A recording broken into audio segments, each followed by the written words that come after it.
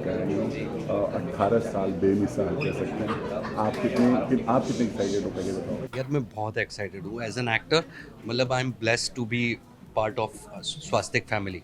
मतलब मैं production house नहीं बोलूँगा क्योंकि हम जब से जुड़े हैं एज एन एक्टर हमारे 15 साल के करियर में, तो स्वास्तिक एक ऐसा प्रोडक्शन है जिसने हमें सिर्फ प्यार दिया और फिर वो काम अपने आप निकल के आया। क्योंकि जब आपको एक producer as an actor treat नहीं करता, एज ए फैमिली ट्रीट करता है, तो आपकी एक अलग हो जाती है। आप समझ रहे हो, आपका आप जुड़ जाते हो उससे। तो हम अब आप सोच लो कि ये उनके लिए अगर 18 साल प्यार के हैं तो हमारे लिए भी उतने ही 18 साल प्यार के हैं, क्योंकि वही प्यार उन्होंने आज तक हमें दिया। चाहे हम करंटली उनके साथ काम कर रहे हैं नहीं कर रहे हो, लेकिन हर मौके पर वो हमें बुलाते हैं।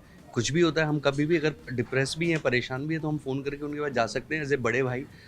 आप एज ए मेंटोर आप कुछ भी बोलो, तो मतलब इट्स लाइक हैप्पीनेस को आप किस तरीके से डिस्क्राइब कर पाओगे ना, तो ये वही इसलिए प्यार है। हम हमेशा बोलते हैं इट्स स्वास्तिक फैमिली। यस अब कृष्ण जी, जी हाँ, जी, आपकी तरफ ही देखिए कर रहा था देखिए मैं। देखिए मैं वो बोल रही हूँ कि जब मैंने और हिमांशु ने 2 शो साथ में किए हैं, राधा कृष्णा और राम सिया के लव कुश। तो हम कई बार ये बात करते हैं कि हमारी इतनी अच्छी बॉन्डिंग हुई काम करते करते साथ में ही कि हमें कभी रिहर्सल्स का ऐसा प्रॉपरली ज़रूरत नहीं पड़ती थी। मतलब हम समझते थे एज अ परफॉर्मर एक दूसरे को। करेक्ट। और जैसे आपने स्वास्तिक के साथ बोला, तो हमारी जर्नी तो मतलब आई थिंक बहुत कम बार ऐसा शायद टेलीविज़न हिस्ट्री में हुआ है कि 2 अलग-अलग चैनल्स में सेम कपल को रिपीट किया गया है। तो वो हम बहुत लकी थे। और साथ में वो स्वास्तिक में सिद्धार्थ सर का जो विज़न था और जो कॉन्फिडेंस था कि यही मेरे राधा कृष्ण है और यही मेरे राम और सीता हैं, तो उसकी वजह से हम आज यहाँ पर खड़े हैं और स्वास्तिक फैमिली के पार्ट हैं। या सो जैसा इन्होंने कहा, उनका विज़न जो है वही एक वजह है कि आज शानदार 18 साल हुए हैं। आपको याद है जब पहली बार आपसे मुलाकात हुई थी, फर्स्ट चीज़ क्या कही थी आपको, चाहे उनके शो को लेकर या क्या बातें कही थी, आप शेयर करना चाहेंगे दोनों बार? मैं नहीं करना चाहूँगा। तो वो दूसरा वाला कर लो जो कर सकते हो। मैं नहीं कर, हिमांशु जो कर सकते हो वो बोलो। नहीं नहीं नहीं यार, ये अलग स्टोरी मैं नहीं करूँगा। मुझे बोला तो बहुत अच्छा कर रहा तू अच्छे नहीं नहीं से। नहीं, वो बता सकते हो, सेट वाली स्टोरी बता दो, कुछ तो दो इनको यार, तो कंटेंट तो दो। नहीं, कुछ ऐसा हो गया था मेरा स्वास्तिक के साथ में। एक शो करने वाला था मैं बहुत पहले, कर्ण, वो नहीं कर पाया था, जी, तो उसकी वजह वो से। तो शूट भी हो गया था। नहीं, मैं पहुंचा ही नहीं जिस दिन शूटिंग थी, रात को मुझे निकलना था, तो वो रिपीट टेलीकास्ट हुआ उनका, तो मैं बैन हो गया था स्वास्तिक से। तो जब फाइनली एक बार कास्ट हुआ, वो लंबी स्टोरी है, मतलब वो कभी फुर्सत में बताऊंगा। तो जब मैं हुआ, तो जब सर पहले दिन सेट पे आया तो मुझसे डायलॉग ही नहीं निकल रहे थे। उससे पहले तक डायलॉग बराबर निकल रहे। सर को मैंने देखा और मैं हिल गया कि भाई ये कहाँ से ये आया। स्टोरी है। तो अब मैं हो ही नहीं, और सर बोल रहे हैं यार कि 10 टेक 20 टेक, और वो सब बोल रहे हैं यार अभी तक 2 दिन हो गए शूटिंग करते हुए, 1 टेक होके हो रहा था। सर पता नहीं क्या हो गया। तो फिर वो जो क्रिएटिव थे वो आए ऊपर, बोले क्या हुआ है। मैं सर को बोलो कि सेट से थोड़ा सा, तो बोले मेरा शो है, मेरा सेट है, और ये बोल रहा मैं मार रहा हूँ। आप समझ रहे हो। तो लेकिन वो गए और 1 टेक ओके हुआ, वापस आए, बोले कि हाँ यही तो चाहिए था मुझे। मैं सर सॉरी, वो मैं क्या घबरा गया था आपको देख करके। तो ऐसी सर के साथ। ऐसा क्या हो गया था, लेट क्यों हो गया था, किस वजह से डिले हो गया था, क्या हुआ? कौन सा वो, उससे पहले वाला? यार वो एक बहुत बहुत ही लंबी स्टोरी है। मतलब इट्स लाइक कि मैंने ना चाहते हुए, ब्लूपर है मतलब। हाँ मतलब मैं चाहता था वो करूँ, और मैंने दूसरे शो का, जो मैं दूसरा किसी प्रोड्यूसर का शो कर रहा था, उनका ऑलरेडी 15 दिन शूट करके मेरे को निकलना था, क्योंकि मैंने 15-15 दिन दोनों को दिए थे प्रोडक्शन में। बट इन्होंने बोला कि नहीं, अब चैनल नाटक कर रहा है, और रात को बहुत सारी, मतलब यार मैं नहीं ले पाया। मतलब एज ए, अगर मैं एज ए ह्यूमन सोचूं तो मैं इतना सरदर्द नहीं ले पाया। 3 घंटे मैंने बहुत बहस करी, फिर एंड में मुझे लगा कि अब मैं कुछ नहीं कर सकता, फ़ोन ऑफ करके सो गया। क्या बात है, आप बड़ी इंटरेस्टिंग मुझे, आपका कुछ है ऐसा? इंटरेस्टिंग एज इन आपका क्वेश्चन क्या था? फर्स्ट मीटिंग, ठीक है। बहुत इंटरेस्टिंग है ये, आज तक मैंने सर को बताई और किसी को भी नहीं पता। तो उससे पहले मैंने माइथोलॉजिकल हिस्टोरिकल कोई शो किया नहीं था राधा से पहले, और मुझे इतना नॉलेज भी नहीं था कि स्वास्तिक के प्रोड्यूसर्स कौन हैं।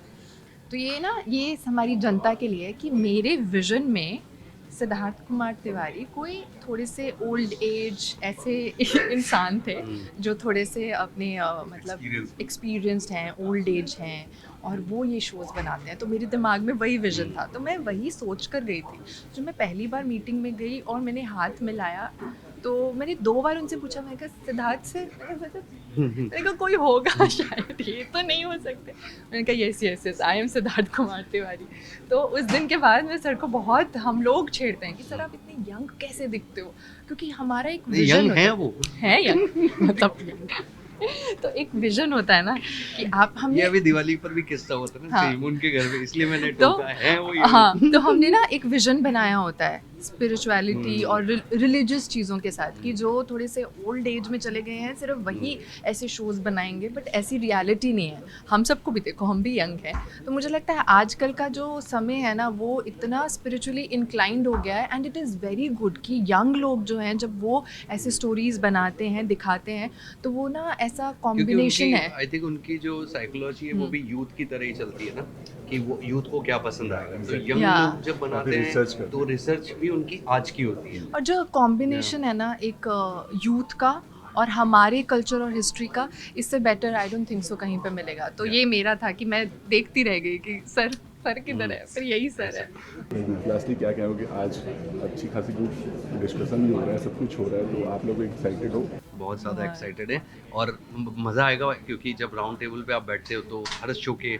एक्टर बैठेंगे तो अपने अपने किस्से सामने आएंगे। हाँ, कहते हैं ना कि जब मैंने राधा रानी, सीता और लक्ष्मी भी किया, और कहते हैं लक्ष्मी थोड़ी चंचल होती है, तो अभी जो हिमांशु ने बताया ना ये सब मैं अंदर जाके बताने वाली हूँ कि सर समझ ने रहे हो? ये भी बोल दिया है। हाँ। तो तो इन 18 सालों में जो भी एक्टर हम शो से जुड़े थे वो सब आए। अब सोचो 18 साल की जो नोक झोंक होगी, किससे निकलेंगे, तो वो फन होगा अभी अंदर। और जाते जाते ना मैं एक चीज़ बोलना चाहती हूँ कि मैंने बहुत जगह पे बाहर भी काम किया है, बट द बेस्ट पार्ट, मैंने शायद कल ही किसी को बोला कि ये ठीक है यार बता ही देती हूँ। सो कोई एक्टर कंप्लेंट कर रहे थे, वो बोल रहे थे कि यार मुझे 8 महीना बिठाया और मुझे ना शूट के लास्ट मतलब नाइट पे उसने मुझे बोला मुझे किसी और को रिप्लेस करके किसी और को ले लिया लास्ट नाइट, अगले दिन से शूट स्टार्ट है, उसको 8 महीने वेट करवाया। हमने राम सिया के लव कुश के लिए वी वेटेड फॉर 8 months, है ना? हाँ, 6-7 months। क्योंकि राधा कृष्ण जब हम कर रहे थे तब हम राम सिया के लव कुश भी साइन कर चुके थे। तो हम जब मतलब बीच में डर रहता है ना इस इंडस्ट्री में, तो हम गए सर के पास, 1-2 बार मैंने पूछा भी, तो वो जो कॉन्फिडेंस है ना कि यहाँ पे एक्टर्स को ना सिर्फ एक्टर्स हैं वैसे ट्रीट नहीं किया जाता, एक फैमिली की तरह ट्रीट किया जाता है। हमें चीज़ें बताई जाती हैं कि ऐसा है, अगर कुछ नहीं वर्कआउट हो रहा तो भी हमें बताया जाता है, तो बुरा भी नहीं लगता है। तो वो जो स्वास्तिक फैमिली की बात है ना, वो सिर्फ बोलने के लिए नहीं है, वो इंस्टाग्राम का वो हैशटैग नहीं है, दिल से निकला हुआ है, और ये Reality शायद हम है। आज नहीं बोल रहे। जब हमने शो राधा कृष्ण किया था राम सिया के लव कुश, तब से हमारे दिमाग में आ गया कि इट्स लाइक ए फैमिली, क्योंकि एसकेटी sir always treated us like a family. कभी उन्होंने एक्टर की तरह हमें ट्रीट ही नहीं किया। तो इसलिए जब वो सामने आ जाते हैं और शॉट लेते हैं तो हमें डर लगता है, क्योंकि आप होते हैं ना अपने पेरेंट्स के सामने आप कैसे करोगे। हमें नहीं, हिमांशु, मुझे डर नहीं लगा था। मुझे पहली बार में लग जाता है भाई। मैं तो पहचान ही नहीं पाई थी पहली बार। Thank you so much. Thank you बड़ी, थैंक यू सो मच।